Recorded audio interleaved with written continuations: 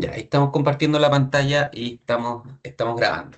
Bueno, le doy la bienvenida a la clase número 2 que tenemos sobre precisamente la unidad 2 también, que se trata sobre la innovación y emprendimiento en la organización. Lo que vamos a ver de la unidad son los siguientes contenidos, que es cómo está compuesta, que son tres lecciones, tres tópicos, que es primero la innovación como elemento diferenciador, la innovación en la pyme, y el emprendimiento en la organización. Ya vamos a seguir un poquitito con los temas que comenzamos a ver la unidad anterior, que están relacionados, pero ahora yendo un poquitito más en lo específico, ¿ya? Veamos la primera, que es la primera lección, que es la innovación como elemento diferenciador. ¿Qué tenemos que estar atentos acá con respecto a la innovación? Que a veces uno cree que la innovación es solamente para cuando una pyme, una persona está empezando con su negocio, para poder incluirse en el mercado. Que ahí, chuta, tengo que ser innovador porque si hago lo mismo que están haciendo los demás, me va a ir mal en el negocio que quiero emprender. Y eso es un error de pensamiento que tenemos por lo general todos cuando no sabemos del tema o cuando no estamos interiorizados con el tema. Pero la innovación es súper importante en todas las empresas, en todas, ¿ya? Y vamos a ver por qué, que está aquí definido con estos cuatro cuadritos que pusimos. Primero, que está arriba a la derecha, dice que aplica a grandes y pequeñas empresas, lo que le estaba diciendo. No porque ya sea una gran empresa establecida que a lo mejor esté a nivel internacional, voy a dejar de innovar, porque eh, si no innovamos, si no cambiamos la forma de hacer, si no nos estamos adaptando al mercado, a los mercados en los que yo estoy, si no nos actualizamos con los tiempos en los que están, en los tiempos que van avanzando, por muy grande que sea la empresa, se puede ir abajo, ¿ya? Y esto queda súper de manifiesto con varias empresas gigantescas que han terminado precisamente por no innovar. Y el ejemplo típico acá es no sé si usted se acuerda de Blockbuster, que era antiguamente como uno arrendaba películas, que tenía que ir a un local, tenía que ir a arrendar, elegir la película ya, llevarla a su casa, ¿cierto? Ya era en videocassette, así ya muy antiguo, o en DVD, ¿cierto? O en estos cassettes que le decía que son los VHS, y después uno que veía la película tenía que volver al lugar a devolver la película. Entonces, ese era el proceso. Y esta empresa, Blockbuster, estuvo casi en todo el mundo. Estuvo en Estados Unidos, estuvo aquí en Chile, estuvo en toda Latinoamérica, en Europa, estuvo en todas partes. Pero como no supieron adaptarse con la llegada principalmente de Netflix, y siguieron con su modelo de negocio creyendo que era estable, que Netflix no iba a funcionar y qué sé yo, no innovaron, se quedaron haciendo lo mismo y fue lo que le pasó. Dejaron de vender, incluso Netflix les propuso hacer un negocio en conjunto o abrirse al negocio en conjunto, actualizándose a cómo las personas estaban empezando a ver las películas, pero Blockbuster no quiso. ¿Y qué les pasó? Como no innovaron, insisto, la empresa terminó muriendo, a pesar de ser una empresa multinacional. Entonces, por eso la innovación es súper importante. Hay que estar cambiando, ¿no? Hay que estar constantemente viendo nuevas formas de hacer las cosas. Y no innovando solo en el producto, como lo vimos en la unidad anterior, sino que hay que estar innovando siempre en todos los aspectos, en el nivel organizativo, en el nivel de marketing, en el nivel del producto mismo o del servicio que estoy brindando, en todos los aspectos que están relacionados con la empresa. ¿Ya? Así que eso es súper importante. Otra cosa que está arriba a la izquierda, que dice que hacer propias las oportunidades. Si uno se le presenta una oportunidad de innovación, siempre o en lo posible hay que tratar de tomarla. Obviamente no siempre hay que tomarla a ojos cerrados, pero hay que tratar siempre de buscar oportunidades. Y este ejemplo de Blockbuster también sirve como para todos los aspectos que están acá, porque es un caso súper súper icónico. Como les decía, cuando nació Netflix, le propuso hacer negocio a Blockbuster, unirse a esta nueva forma en que las personas estaban viendo las películas. Pero no pasó. No pasó. Tuvo una oportunidad de Blockbuster que la rechazó. Y la rechazó principalmente fue por obstinados, por creer que su negocio era seguro, por creer que su negocio era estable y que eh, las preferencias de cómo las personas veían las películas no iban a cambiar porque ya estaban demasiado acostumbradas a hacerlo de esa manera, a ese paradigma de cómo arrendar películas. Entonces, siempre hay que estar atento a las oportunidades para precisamente poder tomarlas, aprovecharlas y innovar con respecto a estas oportunidades que se presentan. ¿Ya? Si nos vamos abajo a la derecha, dice que si no cambia, no se evoluciona o no se adapta, saldrá de mercado. Otra vez, ya ha pasado con muchas empresas que no solamente Blockbuster, que no han cambiado, han seguido haciendo las cosas igual como la han hecho siempre y salen del mercado. ¿Sí? Entonces, eh, hay que tener cuidado. A veces las innovaciones no funcionan, a veces creen que la va a romper, pero no pasa, pero hay que estar constantemente en ese camino, ¿ya? No todas las innovaciones, como le digo, necesariamente van a funcionar y son un éxito. Hay muchos casos también de que las empresas innovan con productos o con servicios y no funcionan, ¿ya? Entonces, hay que tener en cuenta eso, ¿ya? Eh, por ejemplo, del tema de evolucionar. eh, por ejemplo, como partió Uber. Uber partió solo con el tema de hacer la reserva y de compartir auto. Uber inicialmente no era cobrado, era solamente una plataforma para que las personas publicaran que iban a hacer un viaje de tal a tal lado y daban la oportunidad de que otras personas se unieran a ese viaje que yo, dueño del auto, ya tenía planeado y ahí quizás compartir una propina o un aporte o algo. Pero, y después de a poquitito fue reemplazando lo que fueron los taxis. Entonces ahí evolucionó en cuanto a cómo funcionaba el modelo de negocio. Y también, una vez que se dieron cuenta que ese modelo de negocio funcionaba, fueron más allá. Se adaptaron y evolucionaron. ¿Cómo? Haciendo, por ejemplo, la plataforma de Uber Eats, que es el tema de los deliveries de comida. Entonces, entonces ellos aprovecharon una oportunidad, como lo vimos anteriormente, y a pesar de ser una empresa grande, pequeña, mediana, como sea, aprovecharon las oportunidades y evolucionaron y se adaptaron al mercado. Y además se siguen adaptando al mercado con el tema de la plataforma Uber, porque constantemente le están haciendo cambios. El tema de seguridad, el tema de ver qué conductor que me va a venir a buscar con la patente, que antes no existía eso cuando Uber nació, el tema de hacer botones, qué sé yo, en los medios de pago, antiguamente era solamente con tarjeta, pero ahora se puede pagar de otras maneras, ¿sí? El tema de revisar, de poder elegir, de que el conductor o la persona pueda rechazar el- la carrera. Entonces, todas esas cosas, muchas cosas que ahora tenemos en Uber, antiguamente no se tenía, era mucho más básica la aplicación. Entonces, están ahí, tenemos un ejemplo de cómo constantemente una empresa grande, que ya también es multinacional, está en todas partes, va cambiando, se va adaptando a las oportunidades, no solo a las oportunidades, sino que también a las necesidades de la gente, y va innovando con nuevas cosas, como fue Uber Eats, ya que la innovación fue tan buena que empezaron a aparecer muchas más empresas de delivery y muchas más empresas también de compartir viajes. ¿Ya? Ahora no solamente está Didi, están un montón más. ¿Ya? Hasta los taxistas se tuvieron que adaptar, los taxis básicos, con la aplicación de Taxi Driver y otras que tienen. Entonces también se subieron al tema de evolucionar con respecto a cómo ofrecían su servicio para poder adaptarse y seguir existiendo, prácticamente. Y también, abajito, como está a la izquierda, dice que esta innovación es un elemento clave para su desarrollo y diferenciador, ¿cierto? Nosotros, cuando uno tiene una empresa, un emprendimiento, lo que sea, tiene que innovar.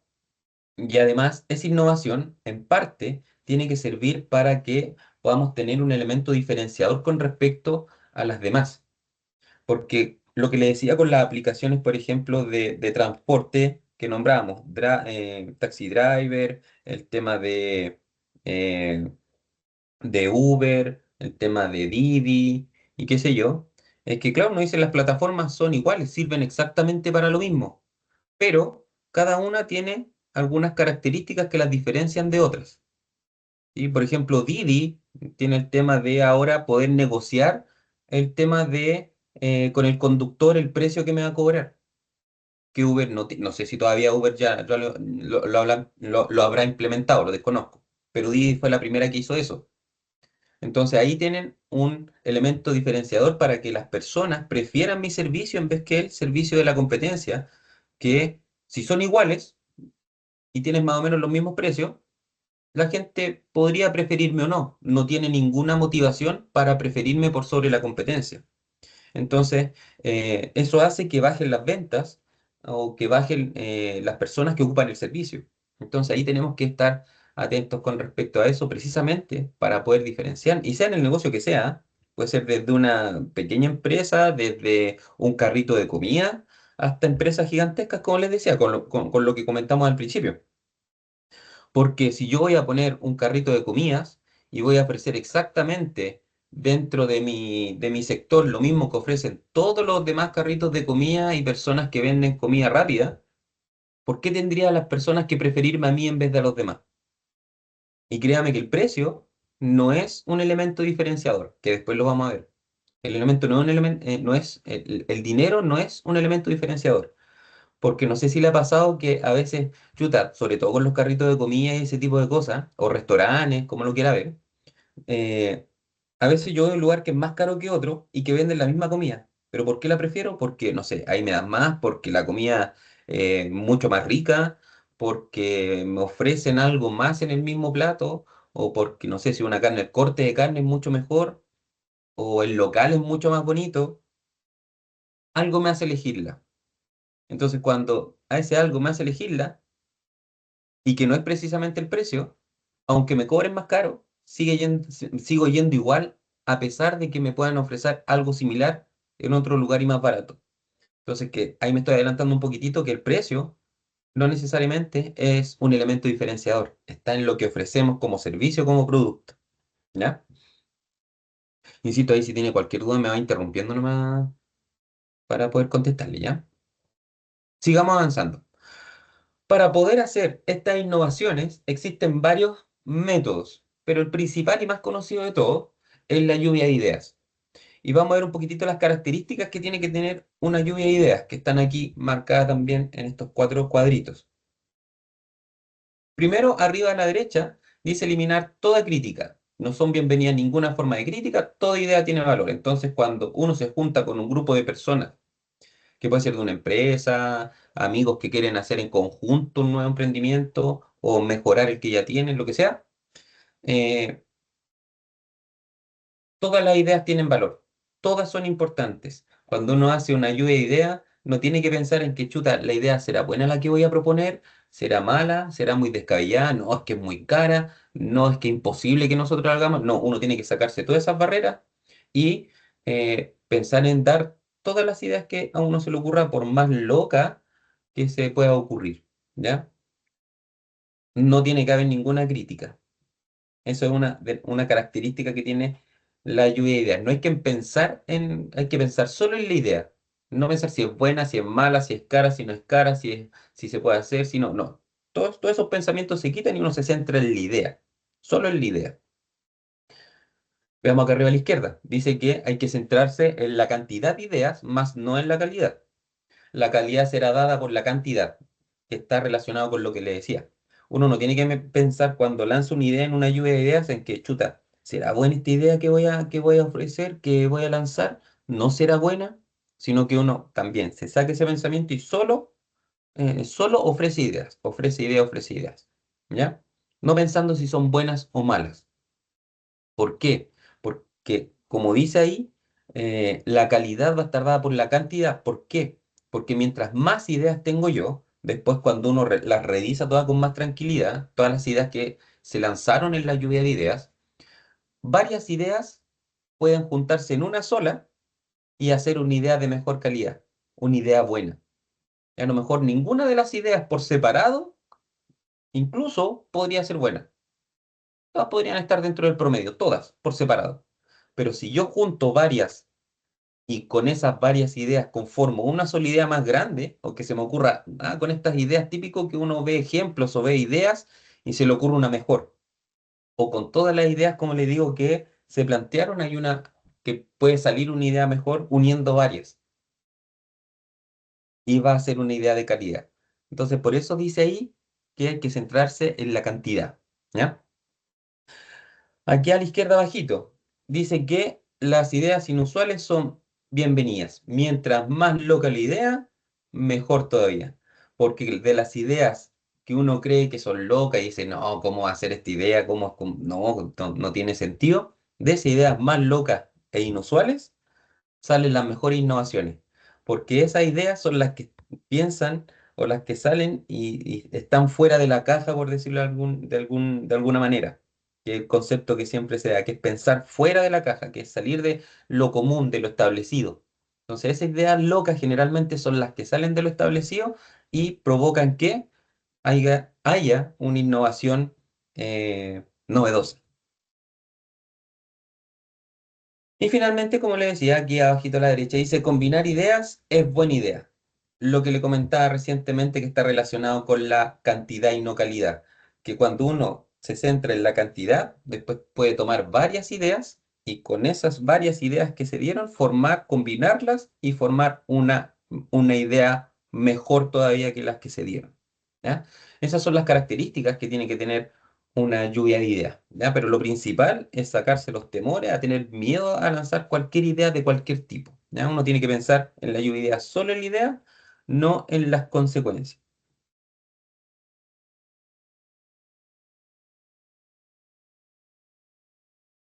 No, yo no le tengo bloqueado el micrófono. A ver, veámoslo al tiro. Voy a salir un poquitito. A ver, veámoslo.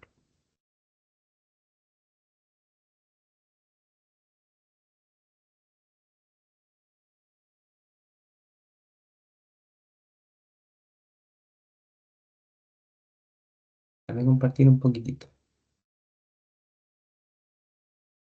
No lo tiene bloqueado, pero yo no se lo tengo bloqueado. Lo desbloqueamos. De hecho, ni siquiera se lo puedo habilitar.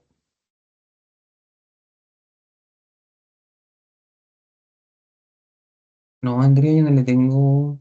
No soy tan mala persona para tenerle bloqueado el micrófono. No, de hecho yo desde que ingresó no puedo, de hecho no, ni siquiera se lo puedo habilitar tampoco. Sí, o si quiere, no importa, me la puede hacer por acá por el chat. ¿Sí? No sé si ustedes tienen que tener la posibilidad de habilitar el micrófono.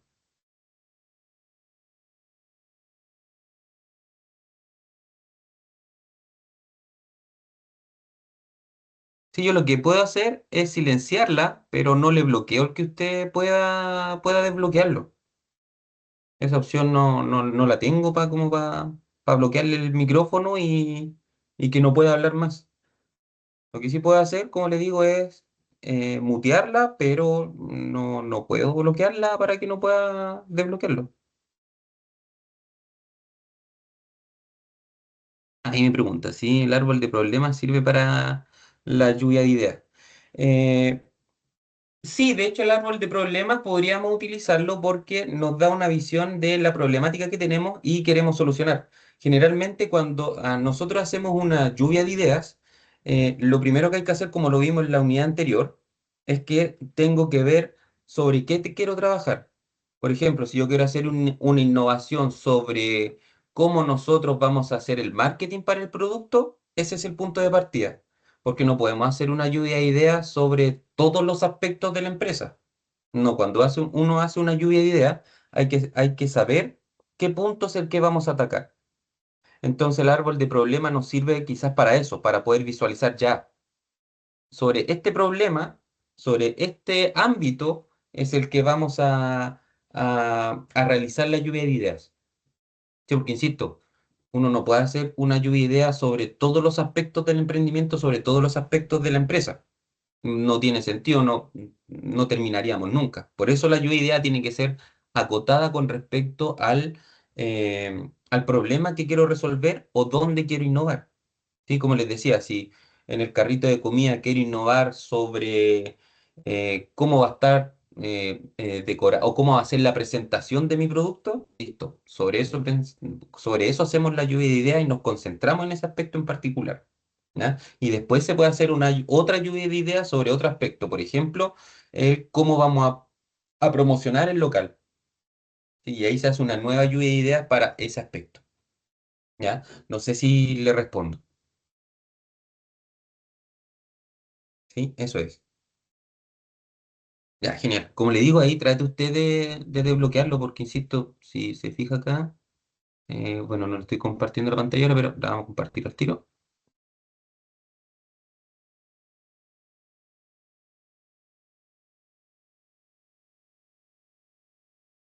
Ahí estamos compartiendo, ¿no? Si se fija, ahí está su microfonito, pero yo no tengo cómo bloqueárselo. Lo que puedo hacer es silenciarla cuando usted lo tiene habilitado, pero así como bloquearle su micrófono para que no pueda hablar, eso no lo puedo hacer yo de acá. Así que a lo mejor es el micrófono de su dispositivo. Pero ahí intente si quiere desbloquearlo y me habla nomás. Si no, me escribe, porque a pesar de que estoy eh, compartiendo la pantalla, me salen los mensajes aquí a la derecha. Así que me escribe nomás, no hay problema, ¿ya? Así que cualquier duda, me escribe, no hay problema. La puedo ver igual y detenemos la presentación nomás y contestamos. No hay ningún problema con respecto a eso, ¿ya? Eh, Entonces estábamos en la lluvia de ideas, en las características. Como les decía, para reforzar un poquito lo que me preguntaba, siempre la lluvia de ideas tiene que ser sobre un aspecto. Antes de comenzarla tenemos que definir sobre qué vamos a trabajar en la lluvia de ideas. Si quiero buscar una nueva manera, por ejemplo, de una gran empresa sobre queremos cambiar los métodos de pago y queremos innovar sobre el método de pago con que las personas van a pagar nuestro servicio o producto, hacia allá atacamos todas las ideas que están relacionadas en esta lluvia de ideas. Como le decía, si quiero de mi carrito de comidas, quiero hacer una buena promoción para que la gente sepa que mi carrito existe, hago una lluvia de ideas con respecto a cómo vamos a promocionar el carrito. ¿Ya? Entonces tiene que ser siempre con respecto a un punto que yo quiera abordar. ¿Ya? Veamos entonces cómo hacer una lluvia de ideas. Ya vimos las características, veamos ahora en particular cómo se hace. Lo primero que tenemos que hacer, como les decía, que aquí está también la respuesta eh, que estábamos conversando, hay que definir un objetivo. Sin un objetivo no puedo tener una lluvia de idea porque es trabajar en el aire, ¿sí? No, no tiene mucho sentido. Luego, desde dentro del grupo que va a trabajar en esta lluvia de ideas, hay que establecer o designar un moderador, de tal manera que sea quien controle los tiempos, quien aborde las ideas, que las vaya anotando, de los tiempos y todo ese tema. Ya establezca los tiempos, qué es lo que viene después, eh, procure también que se cumpla el tiempo de manera tal que no sea una lluvia de ideas eterna. Entonces hay que establecer un tiempo. Entonces definimos un objetivo, designamos un moderador, establecemos un tiempo concreto, que pueden ser desde un par de minutos a una hora, dependiendo el objetivo y el tema que estemos atacando y la cantidad de personas que seamos. ¿Sí? Ahí no hay eh, un tiempo regla para decir una lluvia dura tanto tiempo, no, sino que entre el conjunto de personas establecen un tiempo concreto. De ahí donde la experiencia también ya va ajustando el tiempo que les sirve a ese grupo de personas para hacer una buena lluvia de ideas. Luego también hay que, como lo planteamos un poquito en las características, decirle adiós a la crítica. No, nadie tiene que criticar ninguna idea de las que se den. Ya lo que se puede hacer es de una idea que se dé tomarla como punto de partida para otra idea que a mí se me ocurra, pero criticar las ideas, no, porque a veces de las malas ideas incluso salen buenas ideas. Si es que yo la combino con otra mala idea, a veces incluso me ha pasado alguna vez, más de una vez, que, no sé, yo tengo tres malas ideas, pero de esas tres malas ideas, que quizás se evaluaron después cuando terminamos la lluvia de ideas, se ocurre una idea mejor. Y de esas malas ideas, a lo mejor analizándolas, si las junto nace una buena idea o a través de la definición de esas malas ideas, se ocurre la idea que finalmente se hace. Entonces, por eso acá no hay que decir, no hay que criticar ninguna idea. Todas sirven. Luego, crea sin limitantes. También lo que conversábamos. Eh, Hay que ser creativo, hay que salir de la caja, hay que salir de ese pensamiento cerrado de no puedo salirme o hacer algo diferente a lo que todos hacen, sino que todo lo contrario. Ese crea sin limitantes es invitar a pensar fuera de lo que todo lo que los demás hacen. Porque ahí cuando pienso fuera de esa caja es cuando salen las mejores innovaciones, donde se crea algo nuevo, un servicio nuevo, una característica nueva, un producto nuevo de lo que ya existe. ¿Ya? Luego piensa que entre más, mejor. Lo que dijimos desde un principio. Mientras más ideas, mejor es la lluvia de ideas que vamos a entregar, el resultado que vamos a obtener. Ya aquí, cantidad es mejor. Mientras más, mejor. ¿Ya? Y como también lo conversamos, es darse una oportunidad de combinar ideas. No hay problemas con combinar ideas buenas, ideas malas, combinar tres, cuatro ideas y con esa que surja una gran buena idea, no hay problema. No es que sea obligación tomar una nomás idea de las que se dieron, ¿ya? Como decía ahí en el cuadrito, es buena idea combinar ideas, ¿ya? Esas son las características, es cómo las debemos hacer precisamente una lluvia de ideas, ¿sí? Ahí estamos entonces. Veamos la lección número 2, que es la innovación en la pyme, que conversamos un poquitito al principio, que lo primero que vamos a analizar es la creación de valor en la organización. Entonces, en ese tema del valor, lo primero que tenemos que preguntarnos es si hay alguna diferencia entre precio y valor, o son sinónimos. Uno generalmente piensa que precio y valor son lo mismo, los tienen en el mismo punto e incluso los usa como sinónimo, pero no lo son cosas muy diferentes. Y aquí está un poquito la definición, que dice que el precio se refiere a la cantidad de dinero que hay que pagar para obtener el producto, mientras que el valor se refiere a los beneficios o satisfacción que pueda obtener quien lo compre. ¿Ya? Entonces, eh, para una persona, un cliente, dos productos pueden tener quizás el mismo precio, pero para mí, por ejemplo, como cliente, a pesar de que dos productos tengan el mismo precio, no tienen el mismo valor. ¿Sí? ¿Por qué? Porque a lo mejor si estoy hablando, si lo vemos quizá lo más común que tenemos a mano, los temas de comida rápida, a lo mejor dos completos valen lo mismo, tienen el mismo precio. Pero para mí, a pesar de que tienen el mismo precio, ambos no tienen el mismo valor. Porque a lo mejor el primer completo, el que yo siempre elijo, me gusta más porque tiene la mayo casera, porque la vienesa es de mejor calidad. Entonces, para mí, ese completo tiene mucho más valor que el de la otra tienda o del otro negocio en el cual el precio es el mismo. Entonces ahí queda un poquito eh, de manifiesto que el valor no tiene que ver con el precio. Son dos cosas completamente diferentes, porque insisto, dos productos o servicios pueden tener el mismo precio, pero para los clientes no tienen el mismo valor, ya con el ejemplo que le daba. Y ahí también entra la pregunta, que también quizás di un poquitito de spoiler con este ejemplo de los completos, que es ¿quién define el valor de un producto o servicio? ¿Lo define uno como empresa? ¿Lo define uno como cliente? ¿Quién lo define?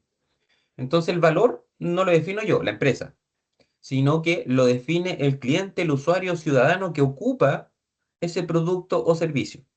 Por eso es importante saber qué le agrega valor a los usuarios o al cliente o a la persona que compra mi producto en el ámbito que yo busco crear valor. Y ahí es donde a veces muchas empresas se equivocan, que buscan valor no pensando en qué le da valor al cliente, sino que en base a lo que yo creo como quizás dueño del negocio. A lo mejor yo digo, yo creo que le doy valor a mi producto haciendo tal cosa. Y estoy pensando en mí. Estoy pensando en lo que yo creo como dueño del negocio que le da valor a mi producto. Pero no hay que pensarlo de esa manera, porque como lo acabamos de ver en el ejemplo del completo, el valor se lo da el cliente. El cliente es el que le da el valor al producto. Por lo tanto, cuando yo le quiero dar valor a un producto o a un servicio que yo tengo, tengo que buscar precisamente al cliente que le da más valor mi producto. Por qué mi cliente encuentra más valioso mi producto que otro? ¿O qué puedo hacer yo para que mi cliente encuentre más valioso mi producto que otro? Entonces ahí es donde está la diferencia. Y el valor, precisamente, no lo defino yo, lo define el cliente o el usuario de mi producto. Ellos dicen o ellos definen qué tan valorado es mi producto. ¿Y cómo me doy cuenta yo qué tan valorado es mi producto? Por la cantidad de ventas. Es la manera como más básica de darse cuenta si mis clientes valoran mi producto. Porque, insisto, vuelvo con el ejemplo de los completos. Si hay dos tiendas o dos negocios de comida rápida que están a una cuadra de distancia y venden el completo al mismo precio, pero uno de los negocios vende mucho más que el otro, ¿qué significa? Que el producto del negocio que más vende completos, a pesar de tener el mismo precio que el otro, significa que los clientes están valorando más precisamente ese completo que el de la competencia. Entonces las personas son las que le entregan el valor. ¿Y cómo me doy cuenta yo, como dueño de la empresa o del negocio, que mi producto está teniendo valor para las personas? Porque lo prefieren, ¿ya? Esa es la manera principal de darse cuenta. ¿Ya? Entonces es súper importante ese tema. Ahora bien, ¿cómo podemos generar valor como dueño de negocio? Y aquí hay algunos puntos que precisamente pueden entregar valor. Primero, satisfaciendo de una manera adecuada una necesidad. Eso es como lo básico, ¿sí? Lo siguiente es que, aunque nos parezca obvio, haciendo aquello que sé hacer muy bien. Si yo voy a tener un negocio donde vendo completos, lo que mejor tengo que hacer en mi negocio es venderlo completos. ¿Ya? Porque puede que yo también venda papas fritas, que venda jugos naturales, que venda otras cosas. Pero si mi negocio se trata de vender completos, ahí es donde tengo que ser bueno. ¿Sí? Ahí es donde tengo que poner la mayor cantidad de energía. Porque si yo dispongo energía en gastar energía en un ámbito de que no es el giro principal, por decirlo así, de mi negocio, y me centro más en las papas fritas, voy a dejar de lado la calidad de los completos. Entonces, no significa que hay que despreocuparse del resto, sino que hay que priorizar lo que yo vendo, mi giro personal o mi producto principal, ¿ya? Que parece obvio, pero a veces en el negocio uno se distrae. No sé si le ha pasado que hay negocios, chuta, a mí me gusta usar lo de comida, porque siento que es súper buen ejemplo. No sé si se ha fijado que hay negocios de comida rápida principalmente, que venden pero de todo. Que venden papas fritas, que venden completo, que venden churrasco, que venden lomitos, que venden de todo. Un montón de cosas. Que venden pizza, que venden salchipapas, que venden de todo. Pero no hay nada que sobresalga por el resto. Uno dice, sí es bueno, pero no mejor que otro. ¿Cuál es la característica? Que venden de todo nomás. Pero no es una cuestión que uno lo prefiera porque el completo es el mejor de la vida. No, porque generalmente esos negocios, como venden tantas cosas diferentes, no se concentran en mejorar solo un producto, sino que están pendientes de mantener la venta de todos. Entonces, generalmente pasa con esos negocios de comida que los que venden muchas cosas no tienen un producto que se destaque sobre el otro. En cambio, si su negocio es una hamburguesería, que va a vender solo hamburguesas, y como uno está concentrando toda la energía en eso, mejora el producto. Ya es un producto de mejor calidad que hace que las personas los valore más y me prefieran. Entonces hay que tener súper en cuenta esas cosas. ¿Qué prefiero? ¿Vender mucho, pero a lo mejor no de tan buena calidad? ¿O me concentro en un producto, pero a ese le doy y ese va a ser el mejor producto de la vida? ¿Ya? Eso es lo que se refiere que, aunque nos parezca obvio, haciendo aquello que sé hacer muy bien. Luego es que otra manera de crear valor es usando las ventajas competitivas de la empresa. Ver cuáles son mis cualidades y utilizarlas a mi favor, obviamente. Ver qué ventaja tengo. A lo mejor mi ventaja es la ubicación. Entonces, como es la ubicación, voy a ponerle más iluminación, qué sé yo, que se vea más todavía y aprovecharme de eso. ¿Ya? De esa manera uno crea valor. Déjeme ver, hago clic, me está hablando, pregunta, déjeme moverlo que me tapa justo la ventanita que tengo ahí. Sí, en la innovación puede entrar el estudio de mercado. Precisamente se hacen estudios de mercado para poder innovar. Generalmente cuando uno hace un estudio de mercado, dice, saber ya, el estudio de mercado generalmente es para saber qué quieren mis clientes o qué están pensando mis clientes sobre mi producto o sobre el producto en general. Entonces, el estudio de mercado es una súper buena herramienta para poder innovar, porque me dice qué están pensando o para dónde van las tendencias de los clientes. Entonces, si por ejemplo yo veo que la tendencia de los clientes está a comer más saludable, a lo mejor si yo vendo completos, a lo mejor voy a empezar completo más sano, a lo mejor con vienesa en base a plantas. Entonces, muy buen aporte. Y sí, decía Andrea, exactamente los estudios de mercado sirven para eso, porque me dan una visión de hacia dónde van las personas con sus preferencias. Y al darme cuenta anticipadamente con un estudio de mercado hacia dónde están yendo las preferencias, puedo innovar y aprovecharme de esas tendencias. Como por ejemplo es que la comida sana que está tan en boca ahora y apuntar hacia allá. ¿Sí? Muy bien. Sigamos. ¿Qué más dice? Que a través de la incorporación de la cultura de la innovación como fuente permanente de generación de ventajas competitivas. Entonces, lo que decíamos, desde un principio, cuando nosotros innovamos, esto tiene que ser constante, no que haya hecho una innovación y por decir de alguna manera le pegué el palo al gato con esa innovación y quedarme ahí, sino que hay que seguir innovando, seguir innovando, seguir innovando siempre. Siempre la empresa debe ser dinámica, debe estar en constante cambio con respecto a cómo innovo y como en cuanto innovo en qué, en todos los aspectos. Insisto, recuerde que la innovación no solamente está centrada en el producto o servicio, sino que está centrada en el marketing, en cómo ofrezco mi producto. También está centrada, por ejemplo, en cómo presento mi producto, a lo mejor el empaque. ¿Sí? El cómo vendo mi producto, también tengo que innovar, a lo mejor no solamente vendo de manera presencial, sino que tengo que vender de manera online, sino que tengo que vender a través de Instagram, a través de, ahí también se innova, a través de cómo funciona la empresa internamente también, porque si busco formas de innovar en cómo funciona internamente con mi empresa, voy a nivel organizativo las personas van a trabajar mejor y se va a crear precisamente esa cultura de la innovación. Si invito a las personas, a lo mejor todas las personas que trabajan en la organización a innovar, y no solamente lo hago con un grupo de personas, también me va a sumar a que tengamos esa cultura. Así que es súper importante innovar en todos los aspectos de la empresa, no solamente en el producto de servicio, que a veces es donde se centran las empresas. No es que hay que innovar solamente en el producto, solamente en el servicio, no, en todo. Todo hay que innovar. Ese es el tema con la innovación. Veamos ahora, cambiemos un poquitito de tema y veamos un poquitito más con lo que tiene que ver aterrizado con respecto al emprendedor, ¿ya? Que dice ahí el emprendimiento en la organización. Y ahí vamos a ver el primer tema, las características de un emprendedor. Nos vamos a centrar en el emprendedor en esta última lección, en donde lo primero es características de un emprendedor. Dice, leámosla un poquitito. Dice primero independencia.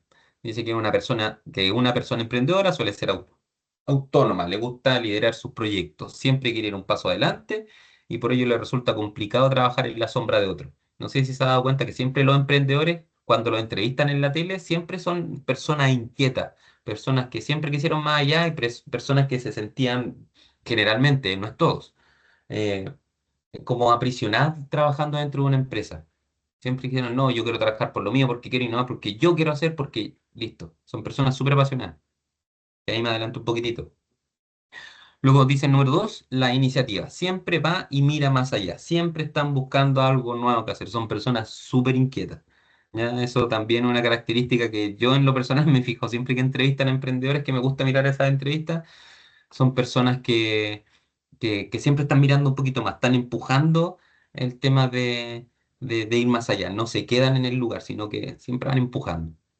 Obviamente, un emprendedor tiene que ser innovador, que es el punto 3. Tiene que tener el deseo de cambiar y cómo se hacen las cosas y muchas veces se le percibe como perfeccionista.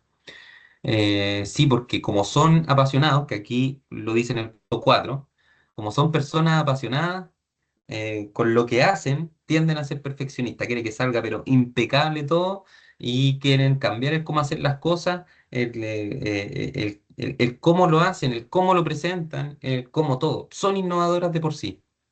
Un emprendedor, si no es innovador, no le resulta mucho la cosa, ¿ya? Y, como lo comentamos en los tres puntos anteriores, la pasión. Tiene que ser un apasionado por lo que hace. Sobre todo, como dice ahí, porque no hay emprendimiento sin fracaso. Eh, Usted puede conversar con todos los emprendedores que quiera y siempre han pasado momentos malos. Pero como la persona es apasionada, esos momentos malos, en vez de tomarlo como un fracaso, lo toman como un aprendizaje y le vuelven a dar de nuevo, pero mejorando ese aspecto en el que no les fue bien. Ya no necesariamente fracasos, en el aspecto que no les fue bien. Lo toman, lo mejoran y le dan de nuevo. Y se tienen que dar una tercera vez, le dan una tercera vez. Siempre los emprendedores, como están acostumbrados al tema, eh, son cuero de chancho, por decirlo de alguna manera.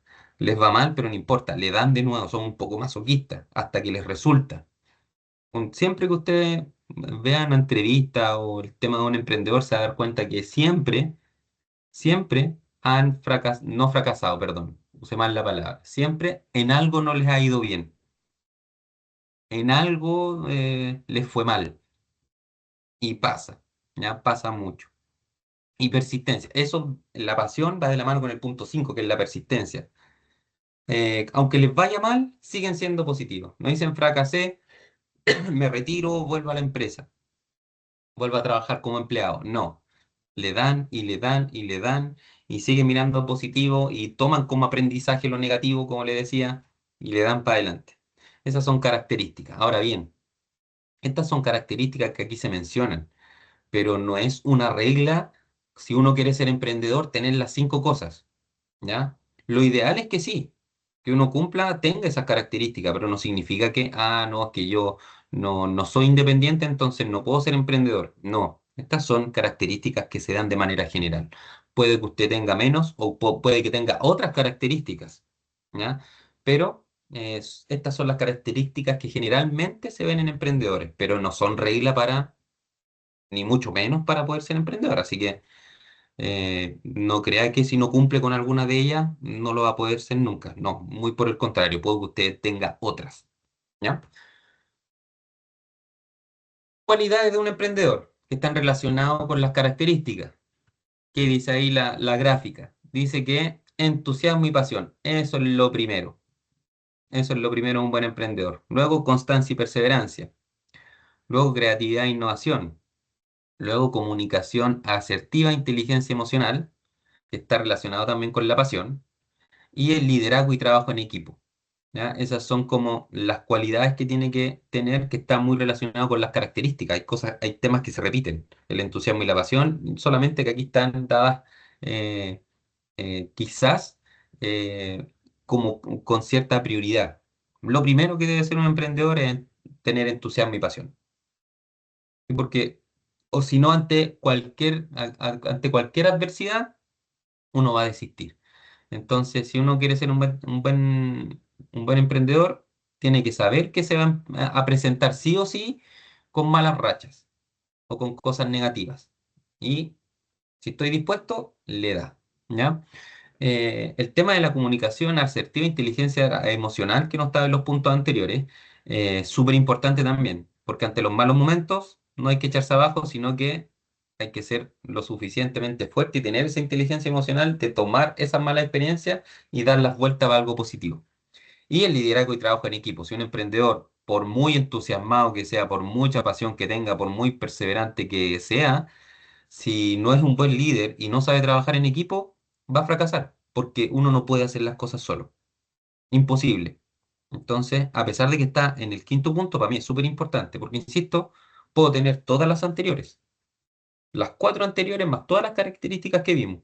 Pero si la persona no sabe trabajar en equipo y no es un buen líder, no tiene características de buen liderazgo, eh, va a terminar trabajando solo y no se va a rodear con buenas personas que vayan para donde va él, que sigan el entusiasmo que sigue él y que piensen de la manera en que piensa él. Por lo tanto, ese punto para mí es súper importante. Y finalmente, ya para ir terminando, veamos un poquitito los tipos de emprendimiento que existen, ya que los podemos separar en varias partes, que aquí esta gráfica está súper buena. Como primero podemos separar o clasificar los emprendimientos es según el tamaño, que hay pequeños emprendimientos, emprendimientos escalables, grandes emprendimientos y emprendimientos sociales. ¿Ya? De esa manera los podemos separar. Por ejemplo, un pequeño emprendimiento, una barbería. Listo. Un emprendimiento escalable, por ejemplo, venta de ropa. ¿Por qué? ¿Por qué venta de ropa? Porque a lo mejor yo puedo poner un negocio, puedo ir cambiando, a lo mejor empecé vendiendo solo poleras y ahora voy a empezar a vender también pantalones, después voy a empezar a vender ropa de montaña. Eso es un emprendimiento escalable que puede ir eh, subiendo, puede ir creciendo.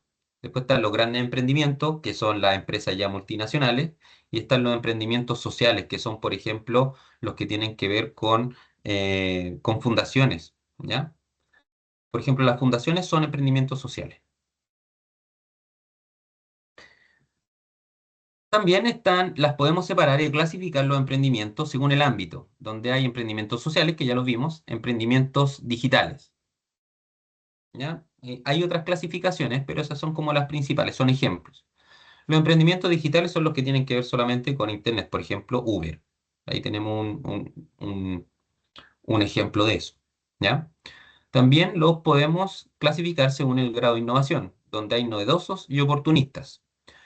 Uno novedoso, por ejemplo, puede ser cuando nació Netflix.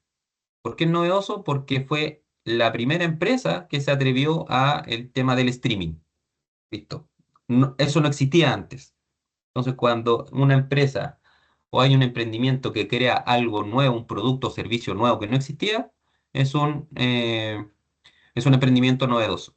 Y el emprendimiento oportunista es el que se toma precisamente quizás de ese emprendimiento novedoso. Por ejemplo, a lo que íbamos, el ejemplo que di antes, el de Uber. Uber en su momento fue eh, una innovación novedosa, porque no existía nada parecido antes. Y después apareció Didi, Cabify y todas esas, que son lo mismo. Entonces también son emprendimientos, pero son emprendimientos oportunistas, que se tomaron de un emprendimiento novedoso. ¿Ya? Y finalmente los podemos clasificar según el tipo de emprendedor, donde hay emprendimientos privados, públicos e individuales. Los privados son cuando hay, por ejemplo, un conglomerado o hay un fondo, ¿cierto? Un fondo privado que pertenece a varias empresas, a varias personas para crear un emprendimiento nuevo. Están los públicos, que los que tienen que ver con el Estado, ¿cierto? Por ejemplo, Codelco, que es un emprendimiento público, y todas las empresas estatales. Y están los individuales, por ejemplo, una persona que quiere crear su negocio su carrito de ventas de comida, ese sería un emprendimiento individual, ¿ya? Y de esa manera nosotros entonces podemos finalmente categorizar los tipos de emprendimiento que se presenten y que existen, ¿ya? No, y con eso terminamos los contenidos a grandes rasgos que están en la unidad número 2. No sé si tiene alguna duda que me quiera consultar Andrea.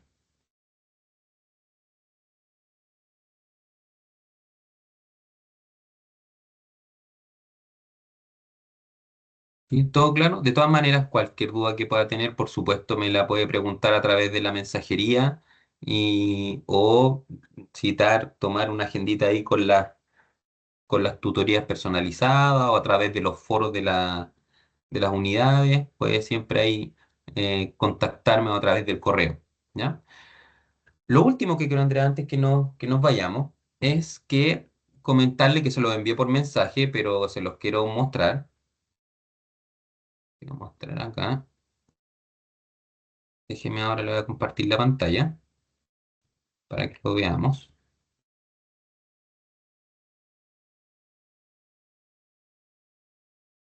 Voy a compartir la pantalla ahí de nuevo. Debería estar viendo, ¿cierto?